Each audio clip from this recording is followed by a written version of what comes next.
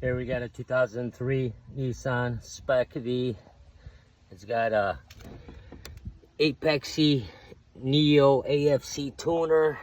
Ran through the engine bay here, took the glove compartment off, and then I followed through, pulled out the ECU from this compartment here, and then traced back the wires. And the Neo has the harness going in here, and it's spliced into some wires that I'm gonna have to disconnect from and put it back to factory settings. Otherwise, I need to get this car tuned, and I can't find nobody to do it.